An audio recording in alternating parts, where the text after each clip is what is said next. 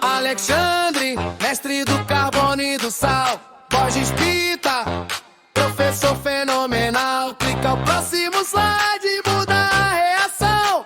Na estrada da química é pura combustão.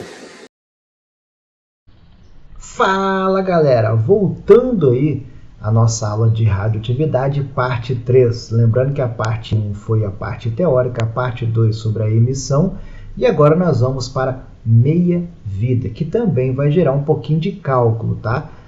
Pode usar fórmula? Pode, mas usando a matemática básica, no raciocínio lógico, dá para resolver também. O que é meia-vida? É o período de semidesintegração, também chamado de meia-vida, né? O tempo necessário para que metade dos átomos presentes em uma amostra se desintegre. Então isso é comum para qualquer partícula radioativa. Então ela tem lá uma massa X. Depois de um período de meia-vida, ela cai a massa para a metade. Mais um período de meia-vida, metade da metade. Mais um período de meia-vida, metade da metade da metade, e assim vai consequentemente. 2 elevado à quantidade de meias-vidas. Então, x seria meia-vida. Então, uma meia-vida, 2 elevado a 1. 2 meias-vidas, 2 elevado a 2. 3 meias-vidas, 2 elevado ao cubo.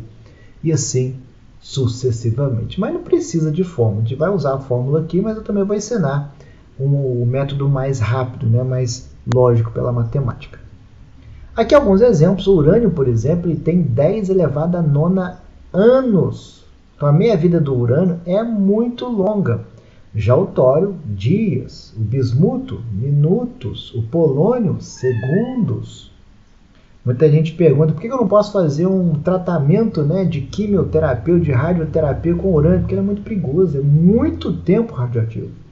Hoje, com a tecnologia que nós temos, nós podemos fabricar elementos, isótopos de elementos da tabela periódica com uma atividade bem pequena, para não gerar muito transtorno no corpo humano. Vamos aqui estudar um pouquinho da cinética das desintegrações. Podemos dizer aí fórmula, né? Mas eu sou contra essa fórmula aqui que a gente pode, né, fazer de cabeça. No caso ali, o X seria o número de meias-vidas. O M, a massa final, que sobrou. O M0, a massa inicial. Então, exemplo. Um material radioativo de massa desconhecida sofreu um grande decaimento de 5 meias-vidas ao X, cuja massa após o decaimento, né, no final, o M, é de 8 gramas. Calcule a sua massa antes do decaimento, que seria o M0. Então, X seria 5, o M8 e o M0 que eu quero descobrir. Jogo na formulazinha, 2 elevado a quinta e tal, faz a continha, 256 gramas seria a massa inicial. Mas olha como é que é fácil também pelo raciocínio lógico. Então você tinha lá 8, sobrou 8. Isso na quinta meia-vida. Antes da quinta meia-vida, quanto que tinha? Dobro de 8, 16. Mas antes da quarta meia-vida, o dobro de 16, 32. Olha como é que é fácil. Não precisa de fórmula para isso. Mas antes da terceira meia-vida, 64. O dobro de 32. E antes da segunda meia-vida, 128. O dobro de 64. Muita gente toma cuidado, hein? Para aqui. Não, aqui passou uma meia-vida. Não pode passar nada. Tem que chegar no zero. Qual que é o zero? 256, que é o dobro de 128. Então você pode fazer aqui, ó, sempre multiplicando por 2 até achar o que ele quer. Esse método aqui é bem mais tranquilo do que decorar a fórmula, né? Tem tanta fórmula que a gente tem. Em química também tem muita fórmula, né? Então, mais uma, para quê? Mas aí vai de cada um. Outro exemplo, né? Para se determinar o tempo de desintegração, basta analisarmos quantas meias-vidas se passaram. Outra fórmula. Então, aqui nós temos o T, o tempo passado, o tempo de desintegração, X, o número de meias-vidas. E T meio, né? O tempo de meia-vida. Esse aqui dá para fazer até de cabeça, olha só.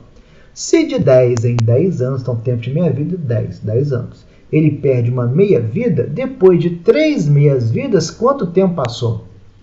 Mas são 3 meias-vidas. Se cada meia-vida são 10 anos, então 10 mais 10 mais 10, 30 anos. Para que eu vou fazer fórmula? Mas tem gente que gosta, né? Então, o tempo que passou, a quantidade de meias-vidas e o tempo de meia-vida, que é 10. São 10, né? Então, 3 vezes 10, 30 anos. Para que fazer fórmula? Tem um raciocínio lógico, você consegue resolver isso muito mais rapidamente. Mas um detalhe aqui importante, né? Então, vamos supor que o tempo de meia-vida sejam 10 horas. Aí ele pergunta agora em porcentagem. Já vi isso que caindo em prova de matemática, hein? Então, qual a porcentagem restante do material a que sobrou após 30 horas? Então, 30 horas, 3 meias-vidas. Então, tinha lá 100%, primeira meia-vida, 50%, segunda meia-vida, 25%, e a terceira meia-vida, né, após 30 horas, 10 mais 10 mais 10, vai sobrar 12,5%. Logo, vão restar 12,5% e foram desintegradas 87,5%. Essa seria a resposta que eu já vi na prova de matemática no Enem lá de 2000, acho que 16, 17, assim. É pura matemática, raciocínio lógico, né? Não é difícil. Cuidado com os gráficos. O exercício pega, não te fala o tempo de meia-vida, ele pede para calcular. Então, como é que eu vou calcular, fazer esse exercício aqui, o outro que a gente já mostrou, sem o tempo de meia-vida? Mas ele te deu um gráfico. Como é que através do gráfico eu acho o período de meia-vida? Gente, meia-vida não é metade? Então, se eu pegar N0, metade de N0, N0 por 2. Então, eu pego esse intervalo aqui, ó. Opa!